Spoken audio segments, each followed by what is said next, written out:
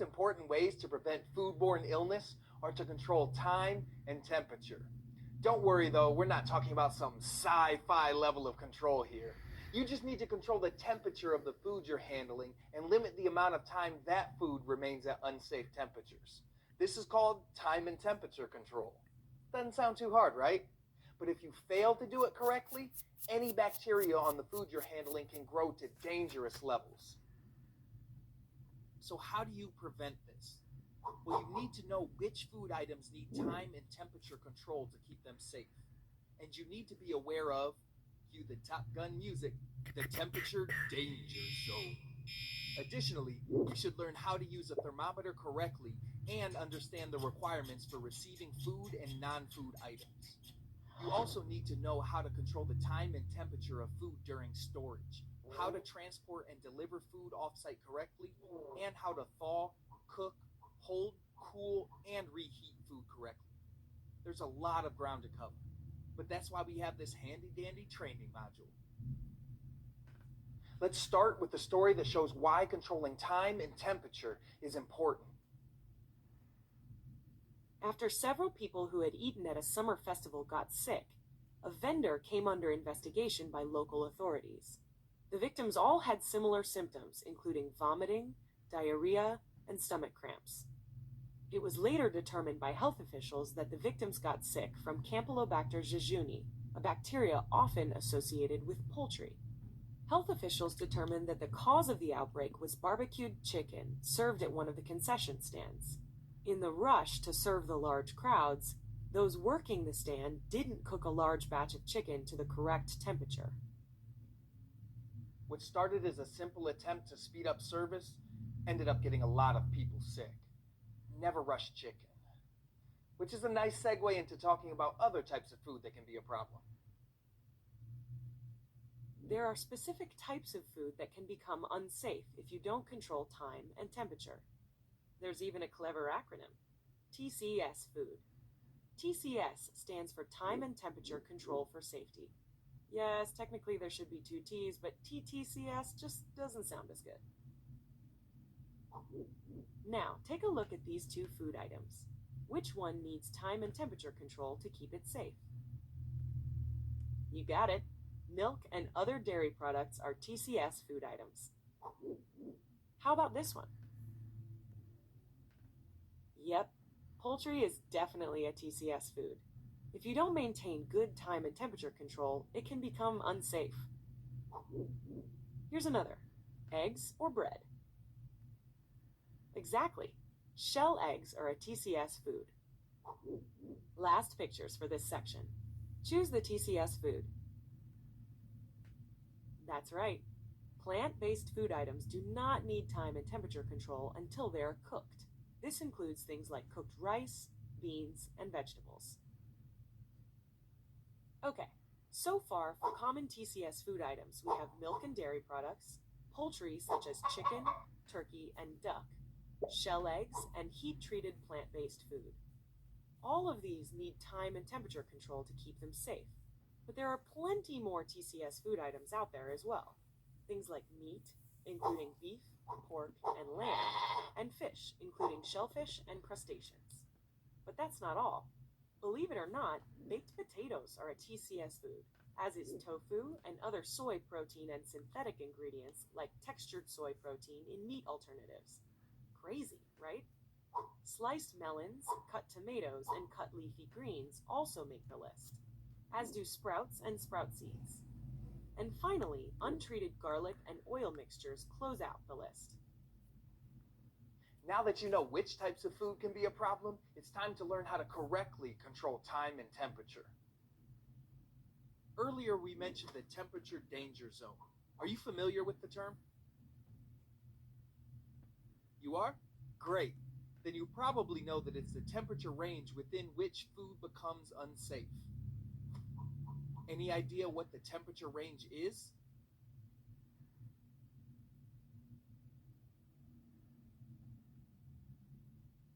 You got it. This is the correct temperature range. Let's take a closer look at how it can affect the safety of food. 41 to 135 degrees Fahrenheit, 5 to 57 degrees Celsius is known as the temperature danger zone because it's the temperature range in which pathogens grow well. Want to keep TCS food safe? Keep it out of the temperature danger zone. If food does end up in the temperature danger zone, you'll need to tell your manager and fix the problem. Some options include reheating food, cooking it, or even, unfortunately, throwing it out. Pop quiz time. Drag the blue line to the bottom of the temperature danger zone.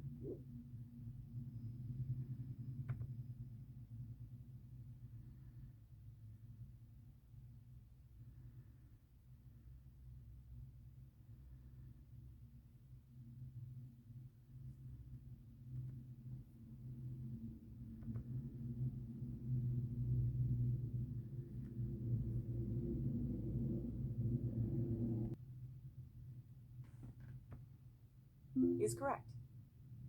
Now drag the red line to the top of the temperature danger zone. The temperature danger zone is the temperature range between 41 and 135 degrees Fahrenheit, 5 and 57 degrees Celsius. From the moment food arrives in the delivery, right up until the time it is served, thermometers must be used. And they must be used correctly. This may seem easy, but like everything else in this course, there are specific rules to follow. And keep in mind that every thermometer and business is different. So you should ask your manager how things are done where you work. So how do you get your thermometers ready to be used? You need to make sure they're washed, rinsed, sanitized, and air dried before and after using them. And hopefully this goes without saying, but you'll also want to keep their storage cases clean. You also have to adjust thermometers so they read temperatures correctly. This is called calibration. Okay, so now you know cleaning and calibrating those thermometers. Let's talk about actually using them. Stick the thermometer into the thickest part of the food, usually the center, and wait until the thermometer reading stays steady. Then write down the temperature. And always take another reading in a different spot to confirm it. You ready to try a couple of activities? Drag the thermometer to the correct spot on the meat to check the temperature.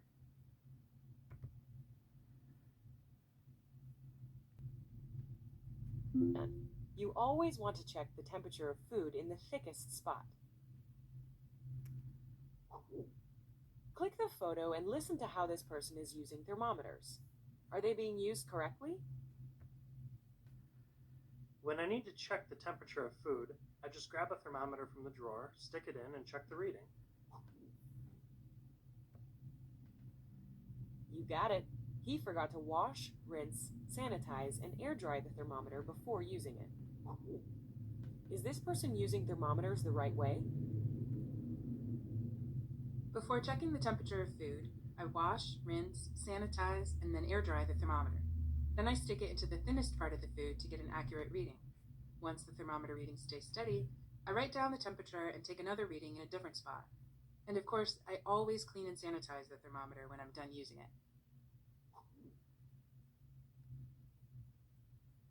I said yes the first time too, but while she did everything else correctly, she stuck the thermometer into the thinnest part of the food.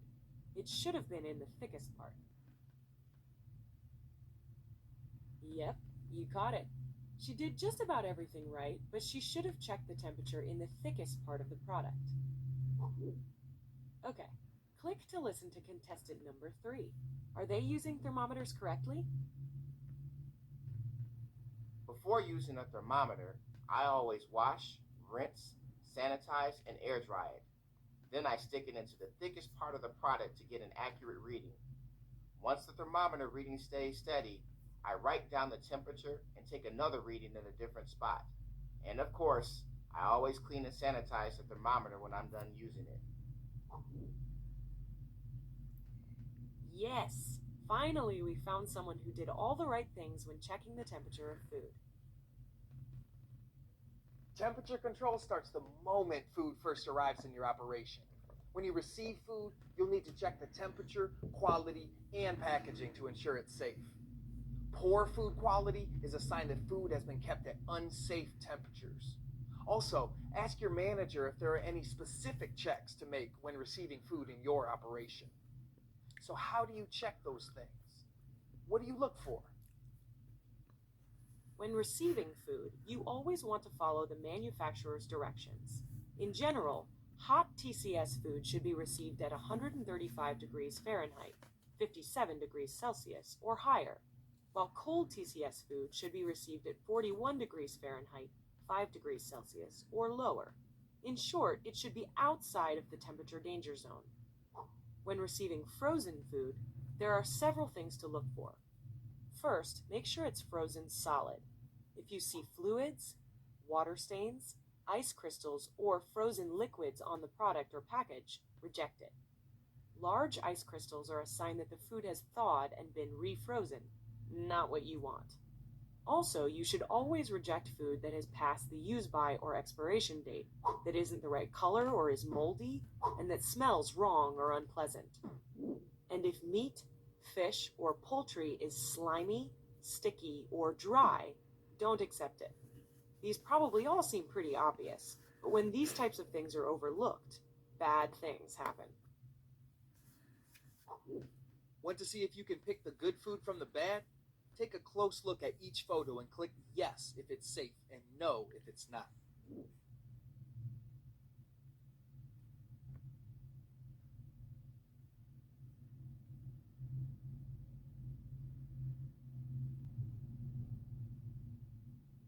Good choice. Meat must be received at 41 degrees Fahrenheit, 5 degrees Celsius, or lower. This meat could be bad. How about this shrimp? Is it safe to receive? You're right. Always reject any food with ice crystals or frozen liquids on the product or packaging. Are these strawberries safe to receive? Correct. Strawberries aren't supposed to be white and fuzzy. That's mold, and moldy produce should always be rejected. How about this chicken? Is it safe to receive? It doesn't matter if the temperature is correct. Sticky chicken should be rejected. Now you know how to make sure food is at the right temperature when you receive it. And hopefully you won't be serving moldy strawberries anytime soon. But your job doesn't end there. To keep food safe, storage times and temperatures must also be carefully monitored. Question for you.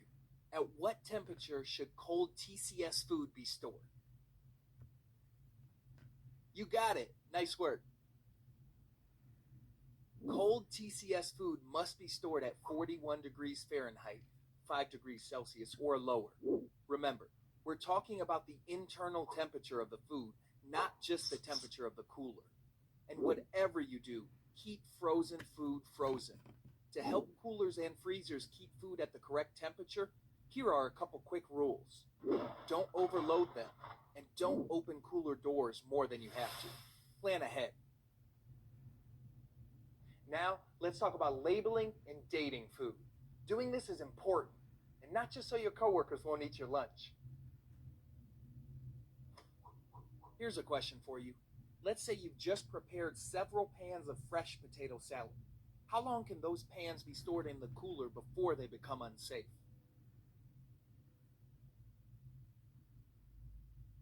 That would have been my guess, but we both would have been wrong.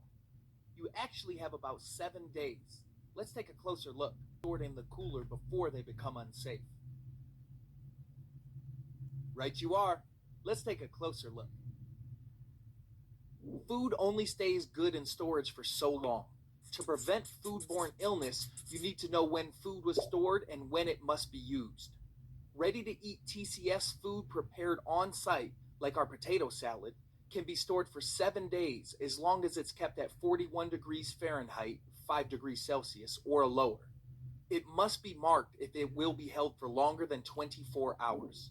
The mark must indicate when the food must be sold, eaten, or thrown out. Anytime you take food out of its original container, it has to be labeled. And that label must include the common name of the food. That goes for everything, whether it's 25 pounds of flour or 6 ounces of chicken salad. Here's another question for you. What should you do with food that's not marked with the day or date it should be sold, eaten, or thrown out? That's right. If the food isn't marked with the day or date by which it should be sold, eaten, or thrown out, it actually should be thrown out. And you should also do that if the food is incorrectly marked with a day or date that exceeds a safe time and temperature combination, like a date that goes beyond 7 storage days.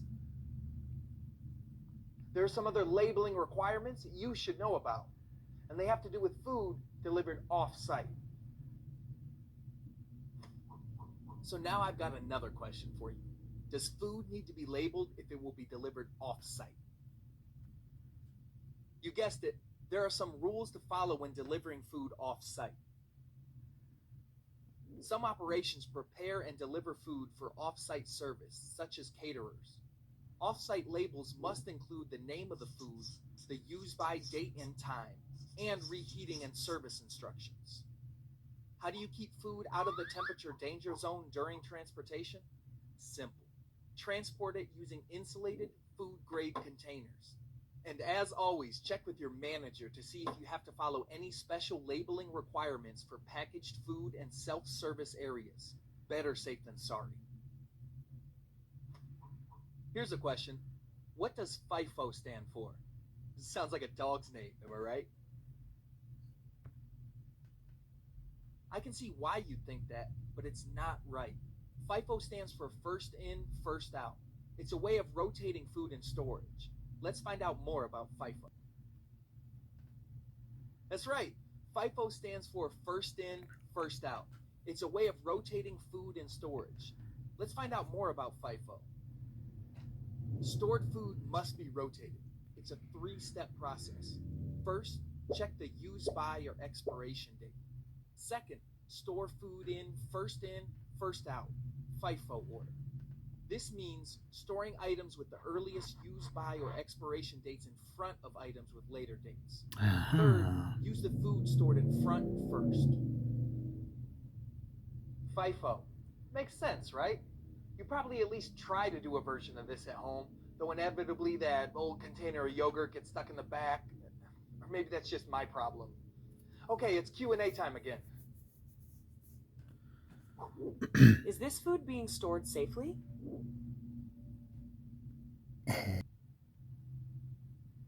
Good catch. This cottage cheese should be stored at 41 degrees Fahrenheit, 5 degrees Celsius, or lower.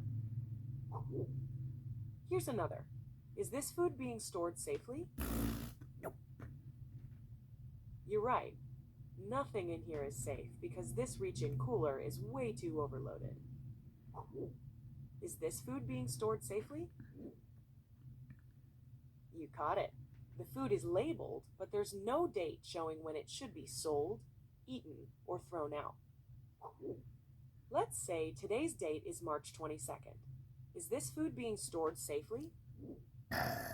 That's right. It shouldn't be used anymore because it's 1 day past its use-by date. How about this off-site food? Safe? That one is a mind trick. You called it. TCS food Okay. for off-site service should be in an insulated container, not just a cardboard box. Want to play a game? Drag these cans into their correct FIFO, first in, first out order. All right, hold on a second. That's it. Nice organizational skills. Ready to learn the correct thawing technique? Of course you are. Who isn't? And that's good because TCS food also needs to be kept out of the temperature danger zone when thawing and prepping it. Okay, let's talk turkey. As in, what's the best way to thaw a frozen turkey?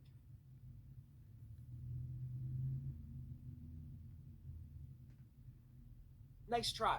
But do this and the turkey could get too warm and enter the temperature danger zone. Let's find out the right way to thaw food. You got it. Thawing the turkey in a cooler will keep it safely out of the temperature danger zone. Let's find out some other ways to thaw food. Your mission, and you'd better accept it, is to keep TCS food out of the temperature danger zone when thawing it. And that means never thawing TCS food at room temperature. You're just asking for trouble. In fact, there are only 4 acceptable ways to do it. 1. In a cooler at 41 degrees Fahrenheit, 5 degrees Celsius, or lower. 2. In a microwave oven, if the food is then cooked immediately. 3. By using water, but only if you follow all the rules. Namely, you need to keep the food submerged under running water at 70 degrees Fahrenheit, 21 degrees Celsius, or lower. While you're doing this, you can never let the temperature of the food go above 41 degrees Fahrenheit, 5 degrees Celsius, for longer than 4 hours, which means using a thermometer and watching it closely. 4. You can make your life easy and thaw food as part of the cooking process. Putting a frozen hamburger patty right on the grill is an example of this. Pretty cool, right? Now here's something important to keep in mind. If you're thawing frozen fish that's inside a reduced oxygen package, like a fish that's been vacuum packed, it usually has to stay frozen until you're ready to use it. Check the label to see whether it says this. If it does, then remove the fish from the package, either before thawing it in the cooler or before or immediately after thawing it under running water. Now that you've got thawing down, let's talk about preparation. Which photo shows food being prepped safely? Yep, this food is safer because the person has pulled out a smaller amount. Small batches keep ingredients from sitting out for long periods of time. You should never prep TCS food in large batches, as the person is doing in the other picture. And when you're done, return prep food to coolers as quickly as possible. Don't worry, it's totally safe. And tasty. Okay, it's time for some more questions. Click on each person to hear their stories. Then click yes if they're acting safely, or click no if they're not. I thawed shrimp in the microwave and put it back into the cooler until it was ready to be cooked. No. You caught it. That's not safe. Food should only be thawed in a microwave if it will be cooked immediately. Click on each person to hear their stories. Then click yes if they're acting safely, or click no if they're not. I left chicken in a sink full of cold water until it thawed.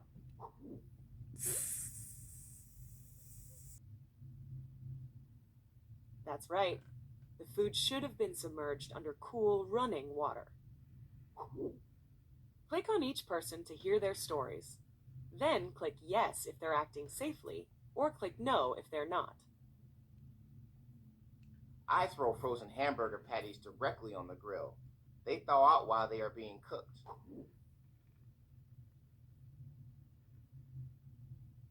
Yep. Thawing frozen food as a part of the cooking process is perfectly fine.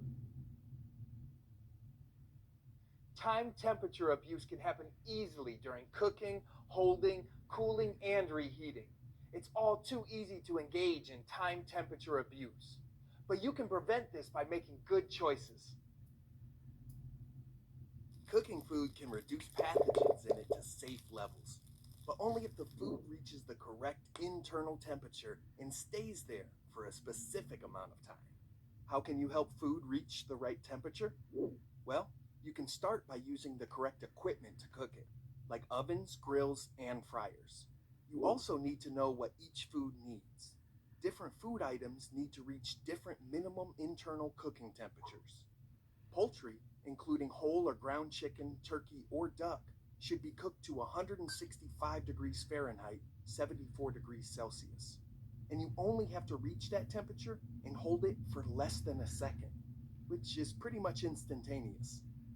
For ground meat, including beef, pork, and other meat, and shell eggs that will be hot held for service, it's 155 degrees Fahrenheit, 68 degrees Celsius for 17 seconds. Seafood, including fish, shellfish, and crustaceans, and shell eggs for immediate service, have to be cooked to 145 degrees Fahrenheit, 63 degrees Celsius for 15 seconds. Same goes for steaks or chops of pork, beef, veal, and lamb. 145 degrees Fahrenheit, 63 degrees Celsius for 15 seconds. For roasts, you want to hold that 145 degrees Fahrenheit, 63 degrees Celsius temperature for quite a bit longer, 4 minutes. And finally, food from plants like fruit, vegetables, and grains, including rice and pasta, and beans that will be hot held for service must reach a temperature of 135 degrees Fahrenheit, 57 degrees Celsius. Numbers tumbling all around your brain right now? Well, let's switch focus for a second to let everything settle and talk about people. Did you know that certain groups of people may have weaker immune systems and have a higher risk of getting a foodborne illness? It's true. Elderly people, preschool-age children, and people with compromised immune systems, like chemotherapy patients, can get sick easier from unsafe food. Some places, like hospitals and daycare centers, have additional rules on cooking for these groups. Check with your manager to learn about your operations policies. Okay, so that's a lot of information. Let's see how you do with a little practice. All right, drag each food item to the skillet that shows the correct minimum internal cooking temperature for that food.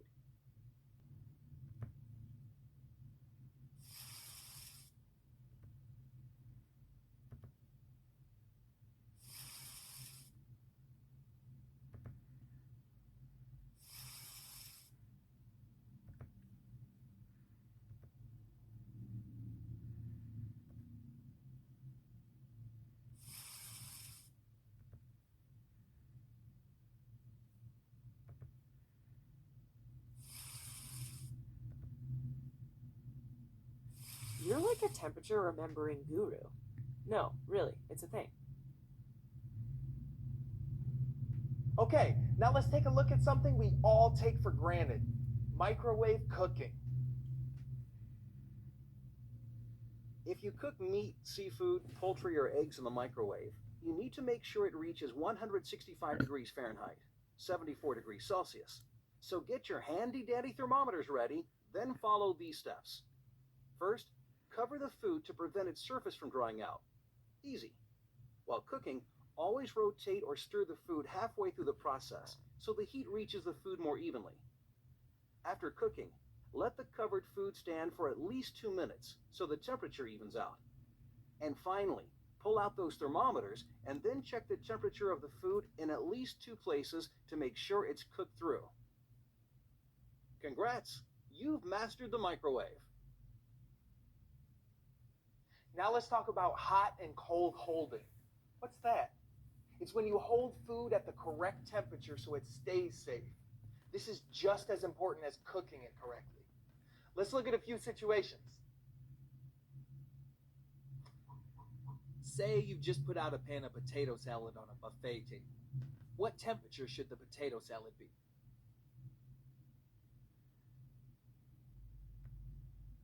Exactly right. Next to that potato salad, you put out a pan of hot roast beef. What temperature should it be?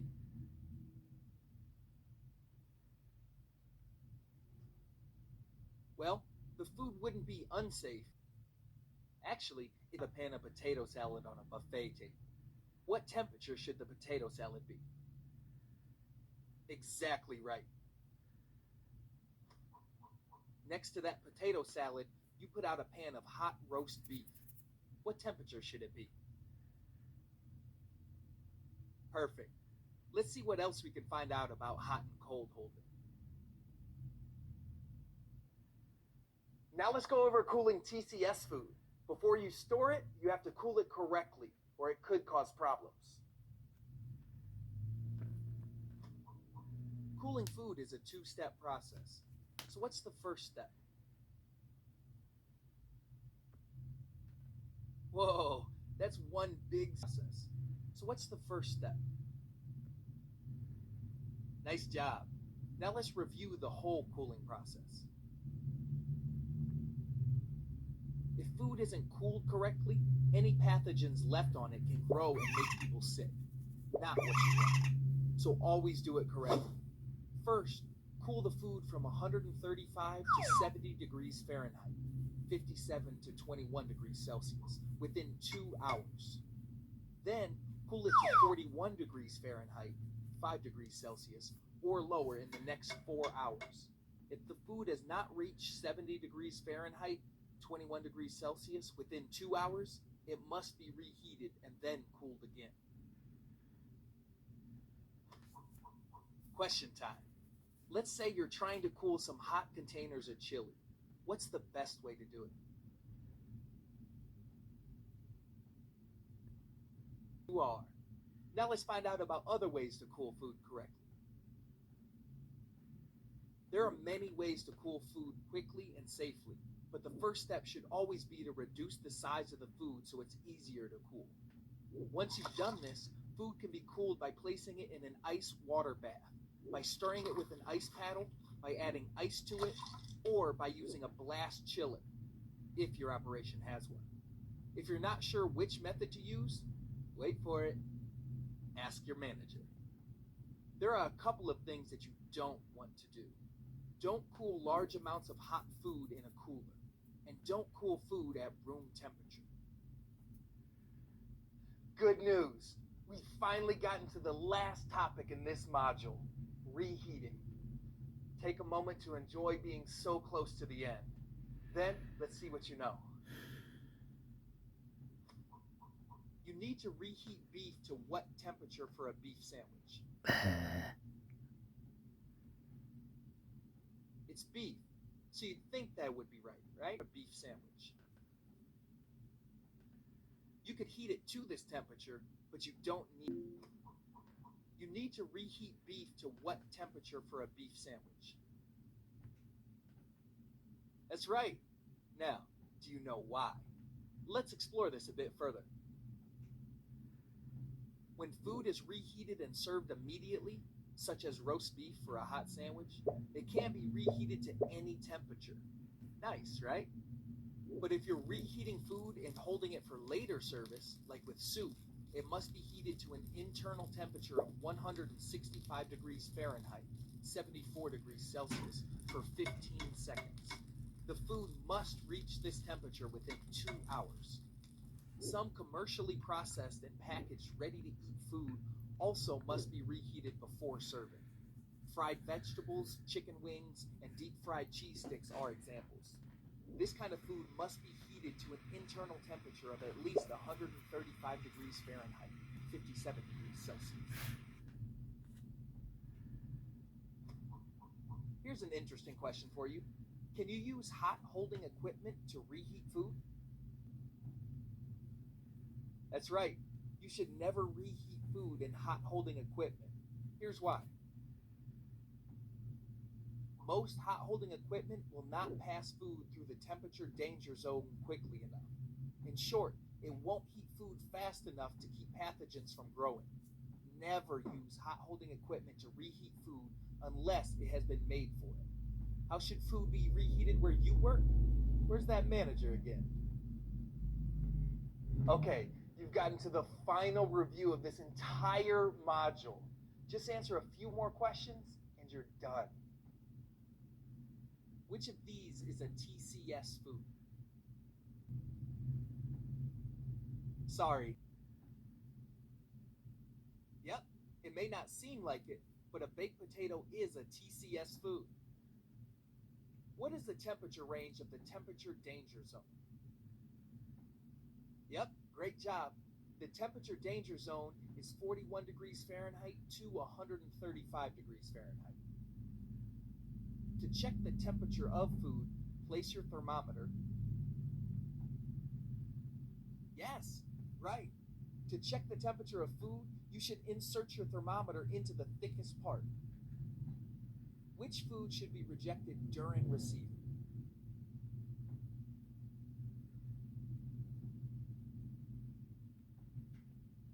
That's the one. Any TCS food with ice crystals should be rejected because it could have been time temperature abused. Cold TCS food should be stored at an internal temperature of... Nailed it. Cold TCS food should be stored at an internal temperature of 41 degrees Fahrenheit, 5 degrees Celsius, or lower. When transporting food items off-site, food labels should include the name of the food, use by, date and time, and yes, it's important to include the name of the food, use by, date and time, and reheating and service instructions when transporting food items off-site because it's all information they'll need.